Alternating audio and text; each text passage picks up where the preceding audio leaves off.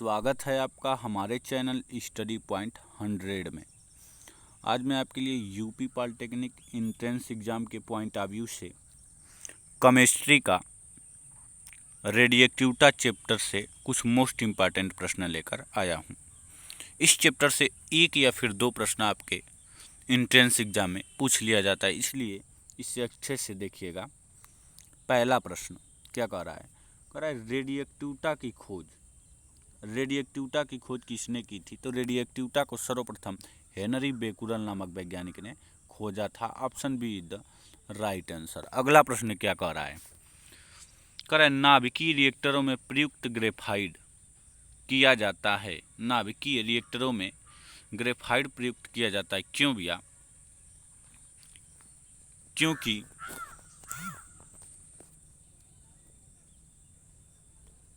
क्योंकि न्यूट्रॉन को वेग को घटाने के लिए नाभिकीय रिएक्टरों में ग्रेफाइट का प्रयोग इसलिए किया जाता है न्यूट्रॉन के वेग को घटाने के लिए। न्यूट्रॉन के वेग को घटाने के लिए किसका प्रयोग किया जाता है? नाभिकीय रिएक्टरों में ग्रेफाइट के छड़ों का प्रयोग किया जाता है। तो option A is the right answer. अगला प्रश्न क्या कह रहा है? कह रहा है कि नाभिकीय रिएक्टरों में नियंत्रित छड़ें बनाई जाती हैं। कह रहा है नाभिकीय रिएक्टरों में नियंत्रित छड़ें बनाई जाती हैं तो कैडमियम की। नियंत्रित छड़ें किसके बनाई जाती हैं? कैडमियम की। तो option C is the right answer. नाभिकीय रिएक्टरों में नियंत्रित छड़ें किससे बनाई जाती हैं भैया? तो कैडमियम से बनाई जाती हैं। अगला प्रश्न क्या कह रहा है? कह रहा है किसी रेडिएक्टिव तत्व का अर्ध आयुकाल 10 वर्ष है। उस पदार्थ का 10 ग्राम कितने समय में 1.2 ग्राम रह जाएगा? कह रहा है एक तत्व 10 ग्राम है, उसका अर्धायुकाल क्या है? 10 वर्ष है।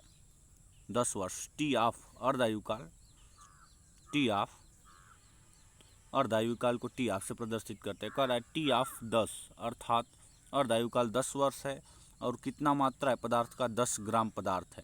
कह रहा है बताइए कितने वर्षों में वह अपने प्रारंभिक मात्रा का मतलब 10 ग्राम का कितने वर्षों में वह 1.25 ग्राम रह जाएगा? यही प्रश्न कह रहा है भैया। तो देखिए, चूंकि 10 ग्राम हम लिए हैं, 10 ग्राम भैया क्या है? पदार्थ है, और टी ऑफ कितना दिया है? 10 वर्ष दिया है। क्या कह रहा है? कह रहा है कि कितने वर्ष पश्चात यह अपने प्रारंभिक मात्रा अर्थात 10 ग्राम का 1.2 ग्राम रह जाएगा। 10 ग्राम दिया है इसकी प्रारंभिक मात्रा, और 10 वर्षों में यह क्या हो जा रहा है? 5 ग्राम हो जा रहा है। अर्धायुकाल देखो 5 ग्राम मतलब अपनी प्रारंभिक मात्रा का आधा भाग विघटित होने में लगा समय, इसके कितना लग रहा है? 10 वर्ष। तो 5 ग्राम से पुनः फिर 2.5 ग्राम होने में कितना समय लगेगा? 10 वर्ष पुनः लगेगा। फिर 2.5 ग्राम से 1.25 ग्राम होने में फिर 10 वर्ष लगी, अर्थात तीनों का योग क्या हो जाएगा भैया? 30 वर्ष। तो option be the right answer. अगला प्रश्न क्या कह रहा है? कह रहा है परमाणु भट्ठी में ग्रेफाइट कार्य करता है। परमाणु भट्ठी में ग्रेफाइट किसका कार्य करता है? तो परमाणु भट्ठी में ग्रेफाइट विमंदक का कार्य करता है। तो option A the right answer. Graphite की छड़ें न्यूट्रॉन की क्रियाशीलता को क्या कर देती है भैया? घटा देती है। तो यह विमंदक के रूप का कार्य करता है, अर्थात न्यूट्रॉन को मंद करने का कार्य करता है। कृत्रिम रेडिएक्टिविटी की खोज किसने की थी? कृत्रिम रेडिएक्टिविटी की खोज किसने की थी? तो बेकुरल नामक वैज्ञानिक ने कृत्रिम रेडिएक्टिविटी की खोज की थी। कृत्रिम रेडिएक्टिविटी की खोज किसने की थी भैया? तो बेकुरल नामक वैज्ञानिक ने कृत्रिम रेडिएक्टिविटी का खोज किया था। अगला प्रश्न क्या कह रहा है? कह रहा है परमाणु नाभिक में से किसके निकलने पर परमाणु संख्या एवं द्रव्यमान संख्या अपरिवर्तित रहती है? तो गामा किरणों के निकलने से, गामा रे के निकलने से क्या परमाणु क्रमांक और परमाणु भार क्या रहता है? अपरिवर्तित रहता है। तो option see the right answer. अगला प्रश्न क्या कह रहा है? अगला प्रश्न क्या कह रहा है? कह रहा है आयनीकरण क्षमता सबसे अत्यधिक है। कह रहा है गैसों को आयनित करने की क्षमता किसके पास अत्यधिक? तो अल्फा कणों के पास गैसों को आयनित करने की क्षमता अधिक है, क्योंकि इस पर 2 पॉजिटिव अर्थात हीलियम इतना पॉजिटिव चार्ज पाया जाता है, इसीलिए इसकी आवेशन क्षमता सबसे अधिक है। तो option A is the right answer. अगला प्रश्न कह रहा है,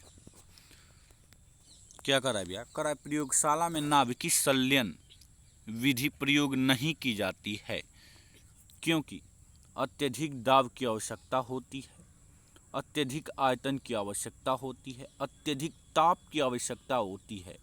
option C is the right answer. अत्यधिक ताप की आवश्यकता होने के कारण प्रयोगशाला में नाभिकीय संलयन की क्रिया नहीं कराई जा सकती है। तो आप देखो भैया, ये 2008 में पूछा गया भी है प्रश्न, तो ये मोस्ट इम्पॉर्टेंट प्रश्न है, मोस्ट इम्पॉर्टेंट प्रश्न, मोस्ट इम्पॉर्टेंट है। अगला प्रश्न क्या कर रहा है? कह रहा है एक रेडिएक्टिव की अर्धायु काल 44 दिन है। कह रहा है एक रेडिएक्टिव नाभिक की अर्धायु काल 44 दिन है। इस नाभिक का 1 ग्राम कितने दिन में 1.25 मिलीग्राम रह जाएगा। 1 ग्राम बराबर कितना मिलीग्राम होता है भैया? 1 ग्राम बराबर 1000 मिलीग्राम। मिलीग्राम में इसको हम चेंज कर लिए।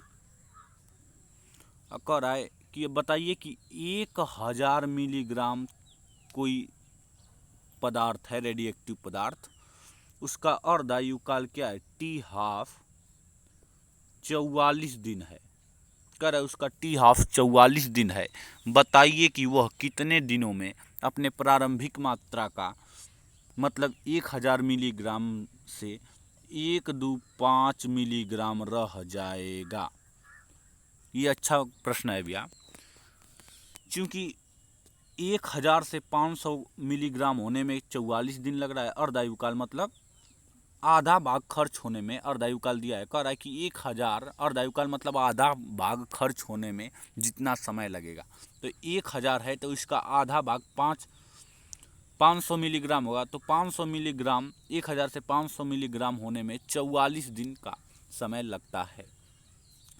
500 से 250 होने में कितना समय लगेगा? और 44 दिन लगेगा। फिर क्या कर रहा है? फिर कर रहा है 250 से कितना होने में 125 होने में कितना समय लगेगा? और 44 दिन लगेगा। अर्थात 3 बार 44 दिन लगा, अर्थात 44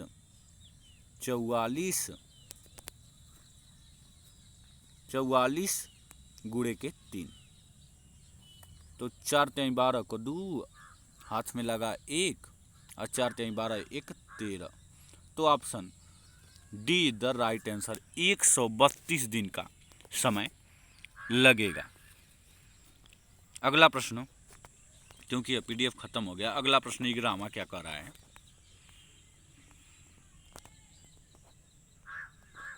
अगला प्रश्न भैया कह रहा है रेडिएक्टिव विघटन में नाभिक एक बार में उत्सर्जित करता है। तो नाभिक एक बार में केवल अल्फा और बीटा कणों को उत्सर्जित करता है, गामा किरण को वह अतिरिक्त ऊर्जा के रूप में उत्सर्जित करता है। तो रेडिएक्टिव विघटन में नाभिक एक बार में क्या क्या उत्सर्जित करता है? अल्फा और बीटा कणों को ही। अगला प्रश्न बरामा क्या कह रहा है? कह रहा है किसी परमाणु से बीटा कण उत्सर्जन का तात्पर्य क्या है? कह रहा है किसी परमाणु से बीटा कण उत्सर्जन का क्या तात्पर्य है? वाक्तम कोश से 1 इलेक्ट्रॉन निकलना, नाभिक से 1 इलेक्ट्रॉन निकलना, नाभिक के न्यूट्रॉन एवं प्रोटॉन एवं इलेक्ट्रॉन में बदलाव। कह रहा है नाभिक के न्यूट्रॉन, प्रोटॉन व इलेक्ट्रॉन में बदलाव। तो अगर बीटा कण भी उत्सर्जित होगा तो किस में बदलाव आएगा? नाभिक के न्यूट्रॉन, प्रोटॉन व इलेक्ट्रॉन में बदलाव आ जाएगा। Option see the right answer. अगला प्रश्न क्या कह रहा है? कह रहा है कि एक तत्व क्या है? TH, एक तत्व क्या है, TH है, एक तत्व TH दिया है, इसका रासायनिक नाम जो भी हो, परमाणु क्रमांक 90, परमाणु भार 234, बताइए कि क्या विघटन हो रहा है। कह रहा है कि विघटन में अल्फा कण बीटा कण की संख्या क्या होगी। अल्फा कण और बीटा कण की संख्या पूछ रहा है। और क्या दिया है, 84 दिया है क्या, और पीओ दिया है, और 218 इसका ये दिया है। क्योंकि एक ही केवल अल्फा कण निकाल देंगे तो बीटा कण हमारा आराम से निकल जाएगा। कह रहा है एक अल्फा कण निकलने से परमाणु क्रमांक में 2 की कमी व भार में 4 की कमी आती है। यदि एक अल्फा कण भैया निकलेगा तो परमाणु क्रमांक में कितने की कमी आएगी, 2 निकलेगा तो क्या हो जाएगा भैया, कह रहा है कि एक निकलेगा तो 90 से क्या हो जाएगा 88, एक तो और निकलेगा तो 90 से क्या हो जाएगा, 90 से क्या हो जाएगा भैया, अरे 88 से 86 हो जाएगा। और यहाँ पे 84 दिया है, देखो ये कह रहा है 84 है, अगर एक तो और निकला तो 86 से 84 हो जाएगा। अर्थात 3 अल्फा कण निकलेगा तब जाके परमाणु क्रमांक 90 से क्या होगा 84 होगा। देखो भार में क्या परिवर्तन हो रहा है, 34 से 18, 34 से 18, तो 34 में से 18 को तुम क्या कर दो, घटा दो, क्या आ जाएगा, 14 गो में से 8 जाएगा तो 6 बचेगा, और ये 2 बचेगा, अर्थात 26 परमाणु भार में,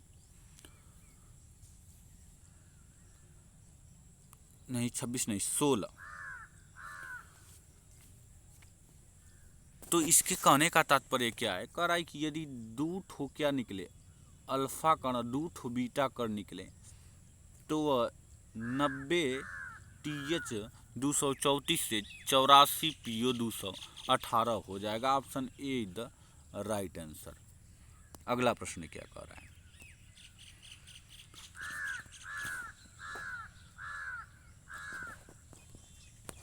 कह रहा है 88 RA 216, एक अल्फा कण उत्सर्जित होने पर नया परमाणु समूह किसमें जाएगा, शून्य समूह में जाएगा।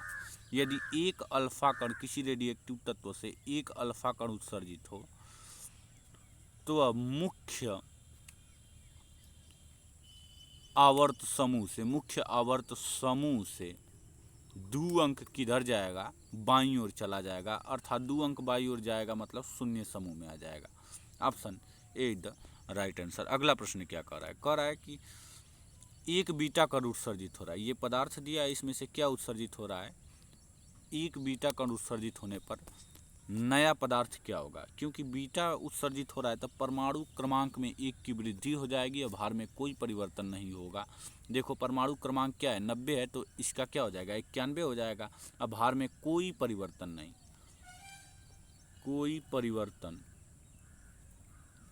नहीं, तो भार में कोई परिवर्तन नहीं होना चाहिए, इसमें 1 की वृद्धि हो जाना चाहिए। तो 90 से क्या हो जाएगा 91 हो जाएगा। आए अब जो भी आएगा PA और क्या ये उतना ही रहेगा 334। देखो यक्स मान लो 91 और 234 जिसका रहेगा उसी का करेक्ट आंसर। तो 91 234 इसी का option be the right answer. अगला प्रश्न क्या कह रहा है,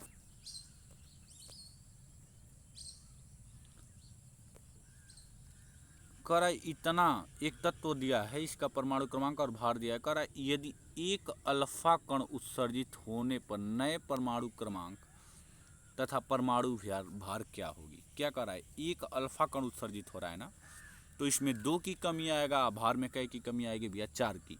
तो option A is the right answer. 2 की कमी आएगा तो 90 हो जाएगा, भार में 4 की कमी आएगा क्योंकि अल्फा कण उत्सर्जित हो रहा है, तो 4 की कमी आ जाएगा तो 234। Option A the right answer. अगला प्रश्न क्या कह रहा है, कह रहा है गामा किरण की चाल होती है, तो गामा किरण की चाल प्रकाश की चाल के बराबर होती है। गामा किरण की चाल प्रकाश की चाल के बराबर होती है। Option be the right answer. अगला प्रश्न क्या कह रहा है, कह रहा है गामा किरणों की भेदन क्षमता सबसे अत्यधिक होती है। अल्फा बीटा दोनों से क्या होती है, अधिक होती है। Option A the right answer. भेदन क्षमता किसकी अत्यधिक होती है, गामा की सबसे अधिक होती है। उससे कम क्या हुआ, उससे कम होगा बीटा का, और उससे कम क्या होगा, अल्फा का। और गैसों के आयनित करने की क्षमता की बात करें तो अल्फा का सबसे अधिक, उसके बाद बीटा का, फिर उसके बाद किसका, गामा का। तो option A the right answer. अगला प्रश्न क्या कर रहा है, शरीर में रक्त वेग को मापने के लिए किस रेडिएक्टिव तत्व का प्रयोग किया जाता है। तो रक्त वेग को मापने के लिए रेडिएक्टिव सोडियम 24 का प्रयोग किया जाता है। Option be the right answer. अगला प्रश्न क्या कर रहा है,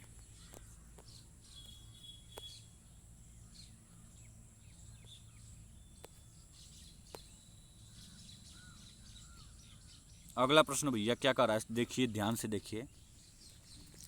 कह रहा है कि निम्नलिखित में से अल्फा कण है, तो यह भारी हीलियम का नाभिक है, तो हीलियम पे 2+। Option see the right answer. अगला प्रश्न क्या कर रहा है, कह रहा है एक रेडिएक्टिव स्रोत की अर्धायुकाल 30 दिन है, 90 दिन में वह कितना क्षय हो जाएगा। मान लो 100% है, 30 दिन में क्या हो जाएगा, 50%। अगले 30 दिन में 25%। अगले 30 दिन में क्या बचेगा, उसका कितना भाग बचेगा, 25 का आधा 12.5% बचेगा।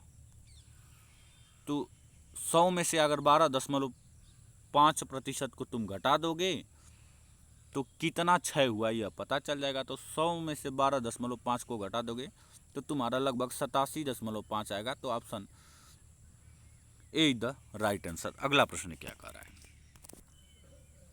कह रहा है नाभिकीय संलयन अभिक्रिया के लिए उच्च ताप की आवश्यकता होती है, क्यों होती है।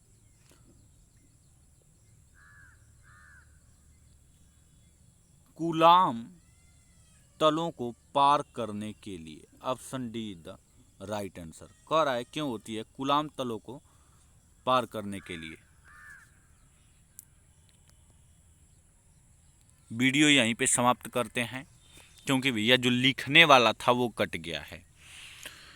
तो आप लोग क्या कीजिएगा कि अगर वीडियो अच्छा लगे तो इसको सब्सक्राइब कर लीजिएगा, चैनल को शेयर भी कर दीजिएगा। वीडियो अच्छा लगेगी तो लाइक कर दीजिएगा, अच्छा नहीं लगे तो डिसलाइक तो अवश्य कीजिएगा। इसका option D the right answer. लिखने वाला कट गया भैया, इसीलिए वीडियो के यहीं विराम देते हैं। धन्यवाद।